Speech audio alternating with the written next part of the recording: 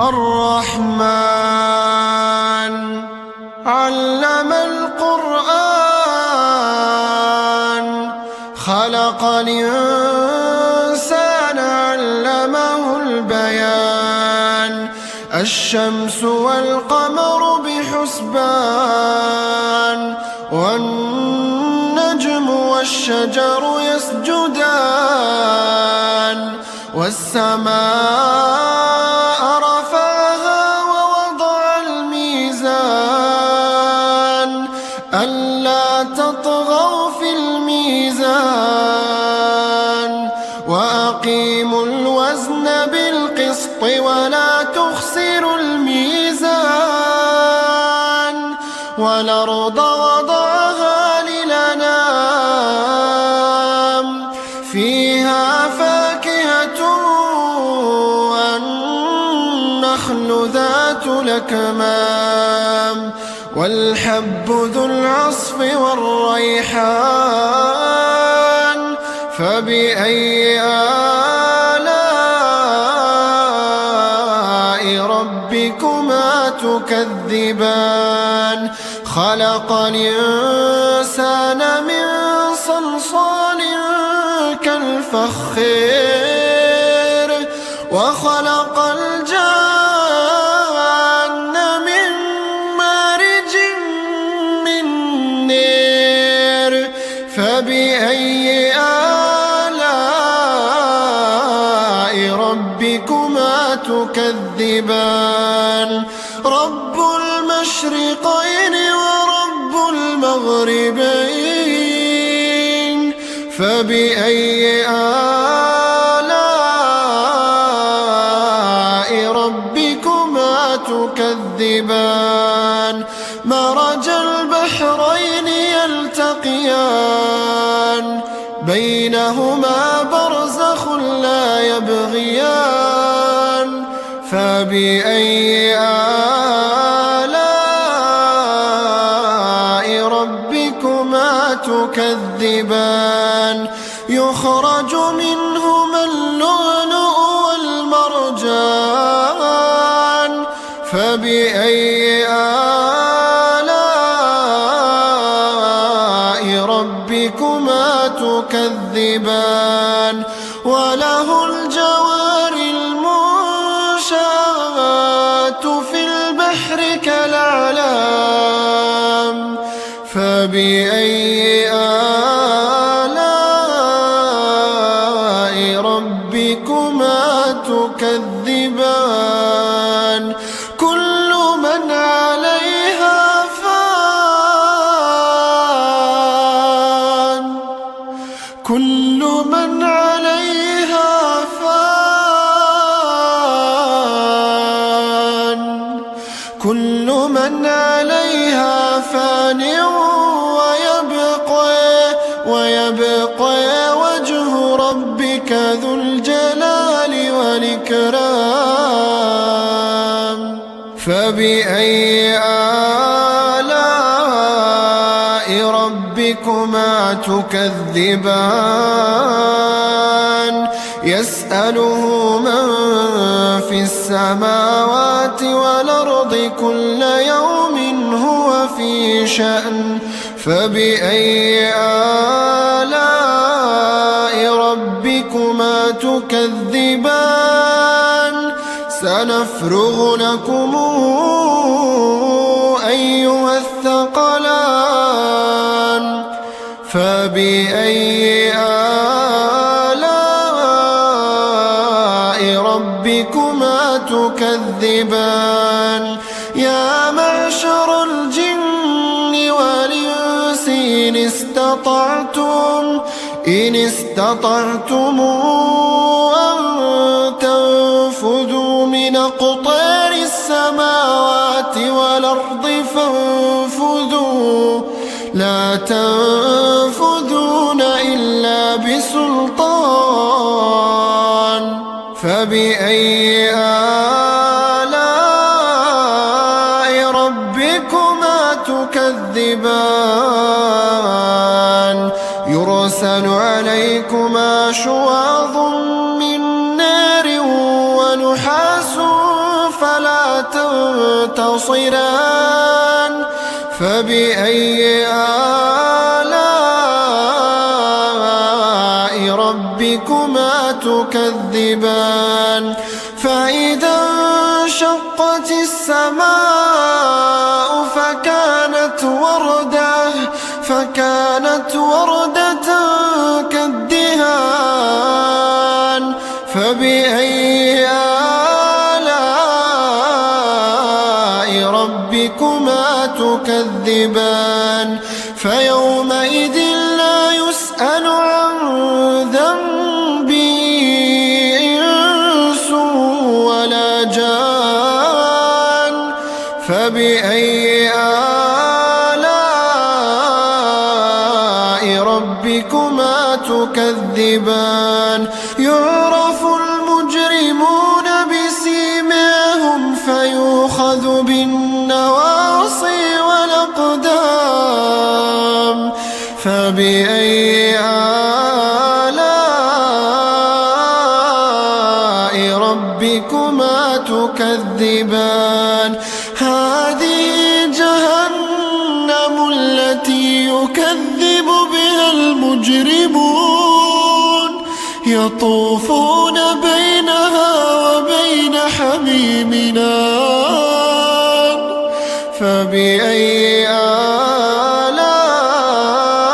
آلاء ربكما تكذبان ولمن خاف مقام ربه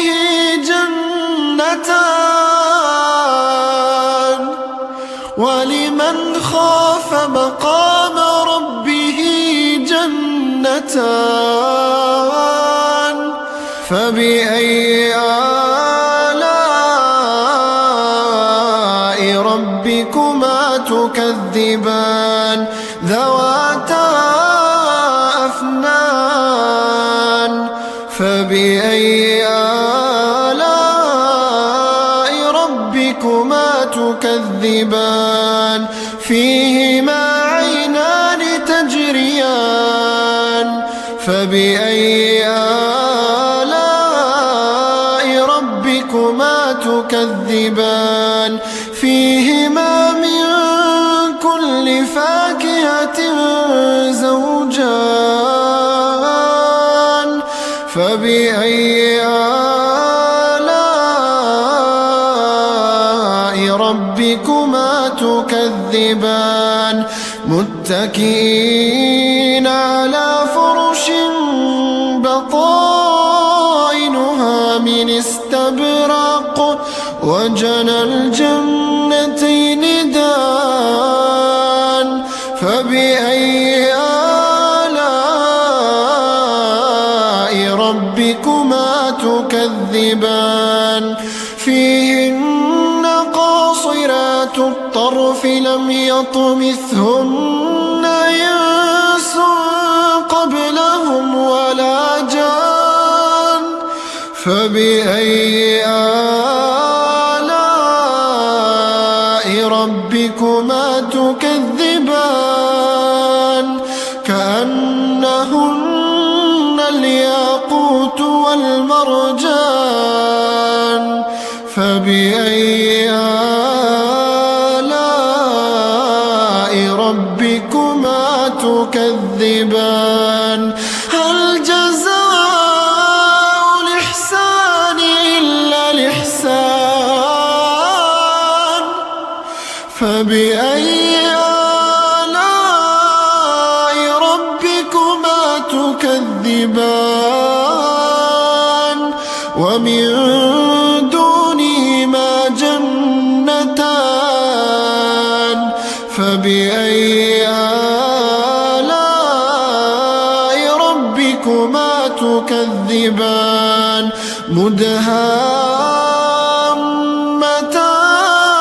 مدهامتان فبأي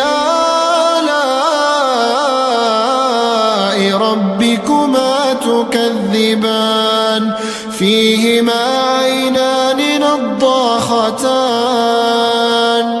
فبأي آلاء ربكما تكذبان فيهما فاكهة ونخل ورمان فبأي آلاء ربكما تكذبان فيهن خيرات حسان فبأي آلاء ربكما تكذبان حور مقصورات في الخيام فبأي آلاء ربكما تكذبان لم يطمثهن إنس قبلهم ولا جان فبأي آلاء ربكما تكذبان متكئين على رفرف خضر وعبقري حسان فبأي آلاء ربكما تكذبان تبارك اسم ربك ذي الجلال والإكرام.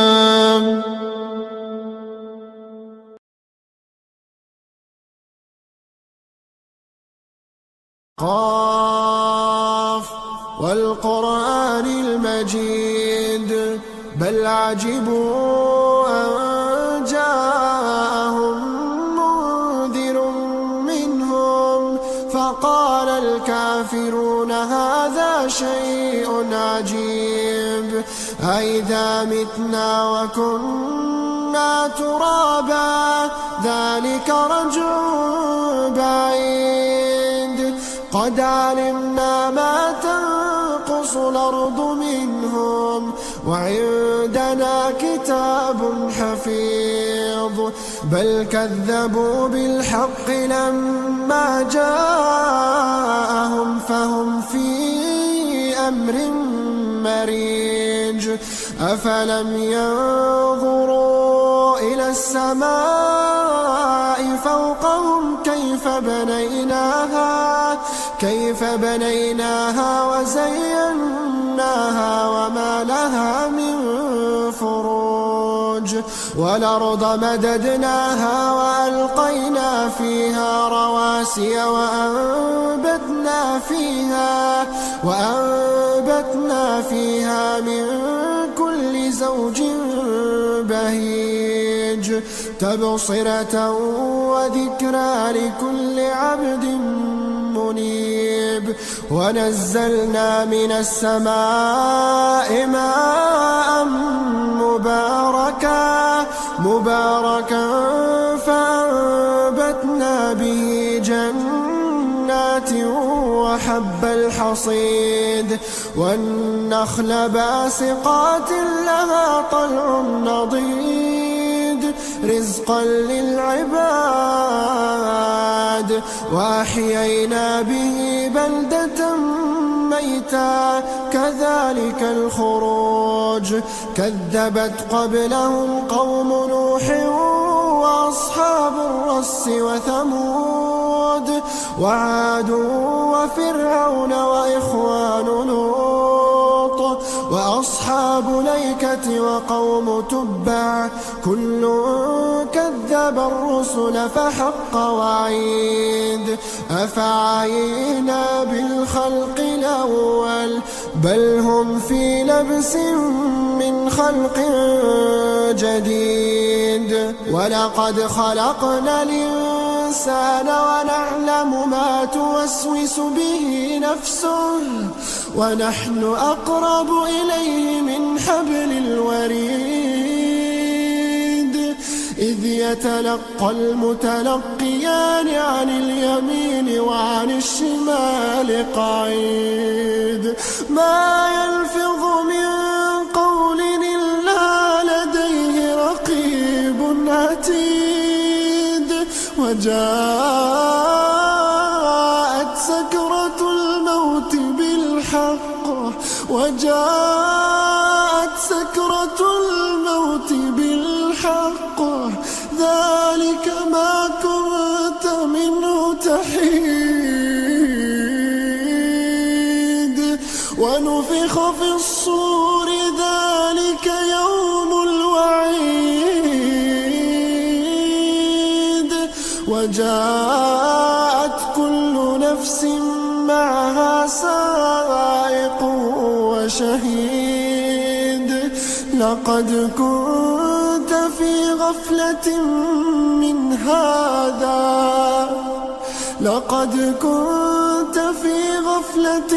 من هذا فكشفنا عنك غطاءك فبصرك اليوم حديد وقال قرينه هذا ما لدي عتيد ألقيا في جهنم كل كفار عنيد مناع للخير معتد مريب الذي جعل مع الله إلها آخر فألقياه في العذاب الشديد قال قرينه ربنا ما أطغيته ولكن كان في ضلال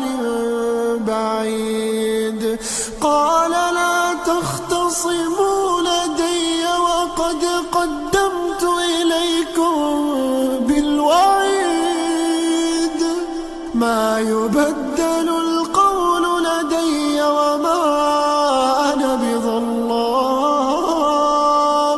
وما أنا بظلام للعبيد يوم يقول لجهنم هل امتلأت وتقول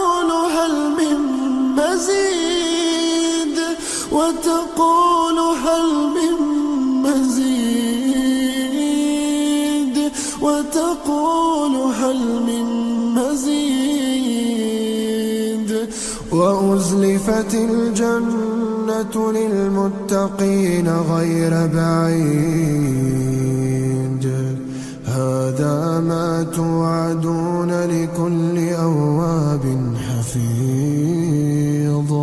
من خشي الرحمن بالغيب وجاء بقلب منيب ادخلوها بسلام ذلك يوم الخلود لهم ما يشاءون فيها ولدينا مزيد وكم أهلكنا قبلهم من قرن هم أشد منهم بطشا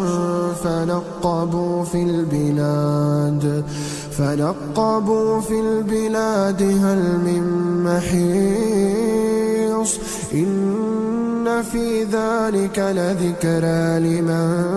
كان له قلب والقى السمع وهو شهيد ولقد خلقنا السماوات والأرض وما بينهما في 6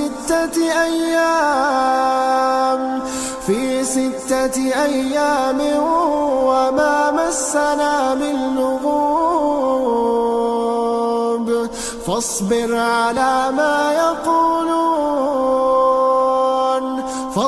على ما يقولون وسبح بحمد ربك قبل طلوع الشمس وقبل الغروب ومن الليل فسبحه وإدبار السجود واستمع يوم ينادي المناد من مكان قريب يوم يسمعون الصيحة بالحق ذلك يوم الخروج إنا نحن نحيي ونميت وإلينا المصير يوم تشقق الأرض عنهم سراعا ذلك حشر علينا يسير بصير نحن أعلم بما يقولون وما أنت عليهم بجبار فذكر بالقرآن من يخاف وعيد تبارك الذي بيده الملك وهو على كل شيء قدير الذي خلق الموت والحياة ليبلوكم أيكم أحسن عملا وهو العزيز الغفور الذي خلق 7 سماوات طباقا ما ترى في خلق الرحمن من تفاوت فارجع البصر هل ترى من فطور ثم ارجع البصر كرتين ينقلب إليك البصر خاسئا وهو حسير ولقد زينا السماء الدنيا بمصابيح وجعلناها رجوما للشياطين وأعتدنا لهم عذاب السعير وللذين كفروا بربهم عذاب جهنم وبئس المصير إذا ألقوا فيها سمعوا لها شهيقا وهي تفور تكاد تميز من الغيظ كلما ألقي فيها فوج سألهم خزنتها ألم يأتكم نذير قالوا بلى قد جاءنا نذير فكذبنا وقلنا ما نزل الله من شيء إن أنتم إلا في ضلال كبير وقالوا لو كنا نسمع أو نعقل ما كنا في أصحاب السعير فاعترفوا بذنبهم فسحقا لأصحاب السعير إن الذين يخشون ربهم بالغيب لهم مغفرة وأجر كبير وأسروا قولكم أو اجهروا به إنه عليم بذات الصدور ألا يعلم من خلق وهو اللطيف الخبير هو الذي جعل لكم الأرض ذلولا فامشوا في مناكبها وكلوا من رزقه وإليه النشور آمنتم من في السماء أن يخسف بكم الأرض فإذا هي تمور أم أمنتم من في السماء أن يرسل عليكم حاصبا فستعلمون كيف نذير ولقد كذب الذين من قبلهم فكيف كان نكير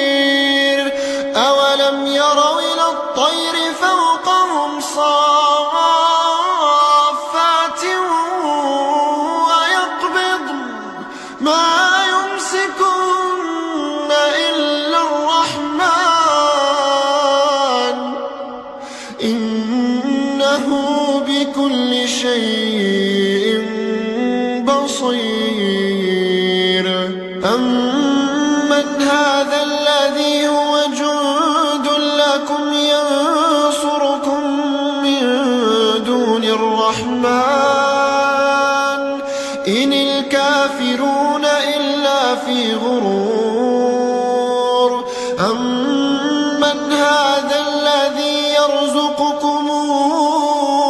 إن أمسك رزقه بل لجوا في عتو ونفور أفمن يمشي مكبا على وجهه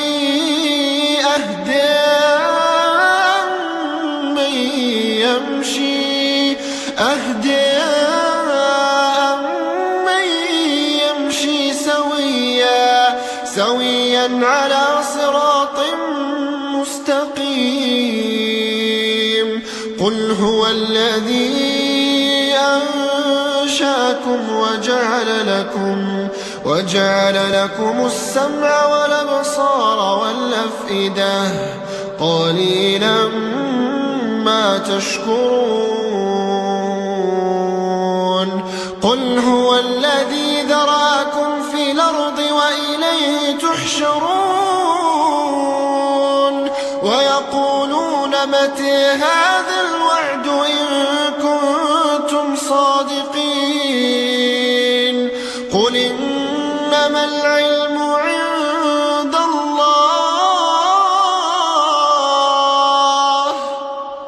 قل إنما العلم عند الله وإنما أنا نذير مبين فلما رأوه زلفة سيئت وجوه الذين كفروا وقيل هذا الذي كنتم به تدعون قل رأيتم إن أهلكني الله ومن معي أو رحمنا فمن يجير الكافرين من عذاب أليم قل هو الرحمن آمنا به وعليه توكلنا فستعلمون من هو في ضلال مبين قل رأيتم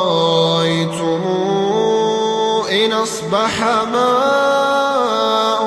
غورا فمن يأتيكم بماء معين إذا وقعت الواقعة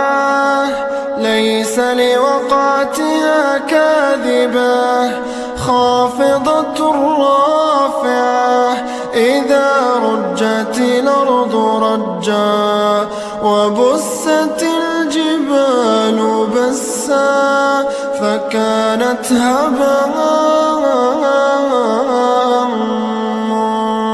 منبثا وكنتم أزواجا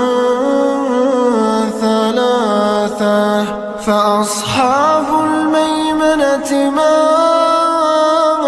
أصحاب الميمنة وأصحاب المشأمة ما أصحاب المشأمة والسابقون السابقون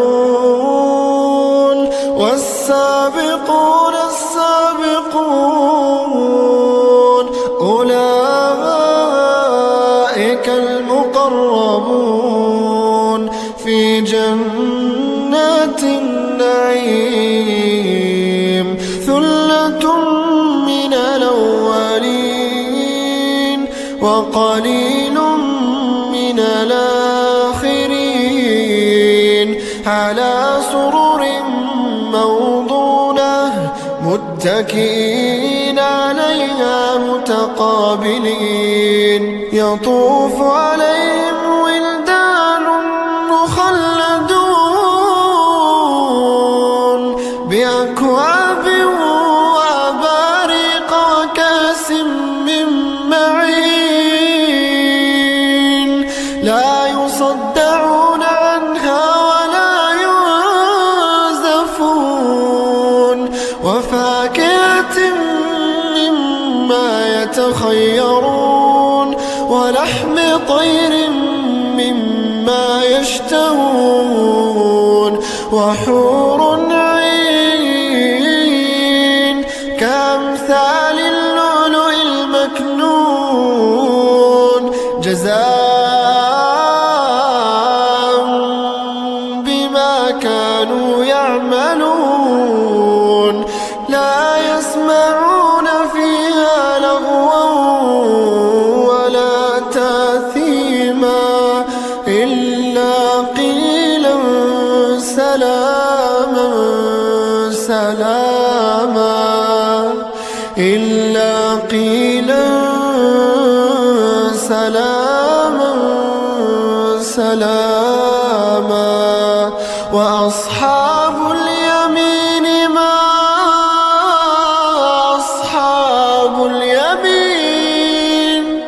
في سدر مخضود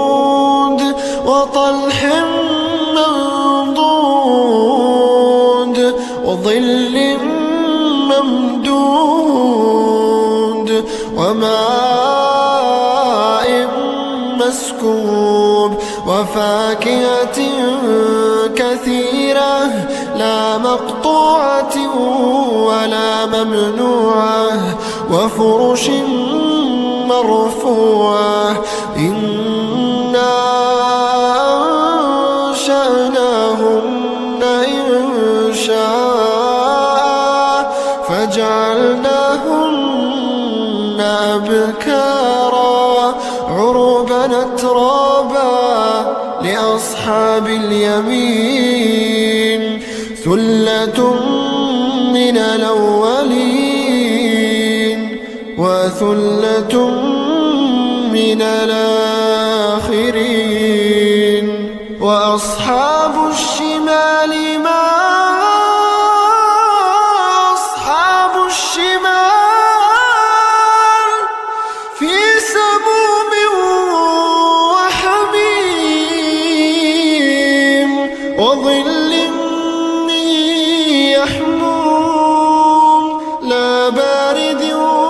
ولا كريم. إنهم كانوا قبل ذلك مترفين وكانوا يصرون على الحنث العظيم.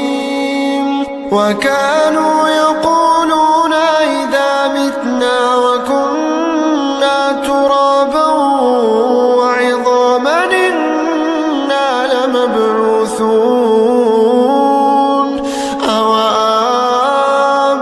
آباؤنا الأولون. قل إن الأولين والآخرين لمجموعون إلى ميقات يوم معلوم. ثم إنكم أيها الضالون المكذبون لآكلون من شجر من زقوم فمالئون منها البطون فشاربون عليه من الحميم فشاربون شرب الهيم. هذا نزلهم يوم الدين. نحن خلقنا رزقناكم فلولا تصدقون أفرأيتم ما تمنون أأنتم تخلقونه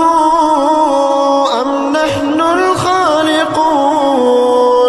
نحن قدرنا بينكم الموت وما نحن بمسبوقين على أن نبدل أمثالكم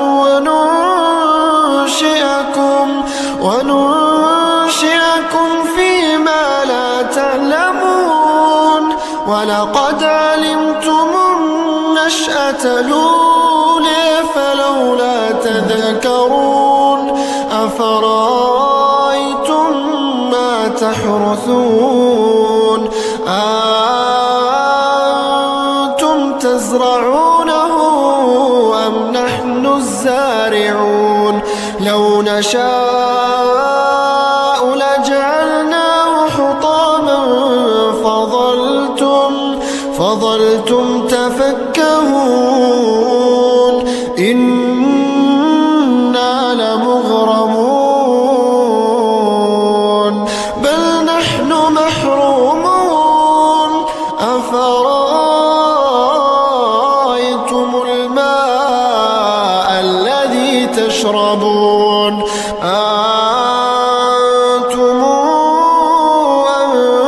أنزلتموه من المزن أم نحن المنزلون لو نشاء جعلناه أجاجا فلولا تشكرون أفرأيتم النار التي تورون أأنتم أنشأتم شجرتها أم نحن المنشئون نحن جعلناها تذكرة ومتاعا للمقوين فسبح باسم ربك العظيم فلا أقسم بمواقع النجوم وإنه لقسم لو تعلمون عظيم إنه لقرآن كريم في كتاب مكنون لا يمسه إلا المطهرون تنزيل من رب العالمين أفبهذا الحديث أنتم مدهنون وتجعلون رزقكم أنكم تكذبون فلولا إذا بلغت الحلقوم وأنتم حينئذ تنظرون ونحن أقرب إليه منكم ولكن لا تبصرون فلولا إن كنتم غير مدينين ترجعونها إن كنتم صادقين فأما إن كان من المقربين فروح وريحان وجنة نعيم وأما إن كان من أصحاب اليمين فسلام لك من أصحاب اليمين وأما إن كان من المكذبين الضالين فنزل نزل من حميم وتصلية جحيم إن هذا لهو حق اليقين فسبح باسم ربك العظيم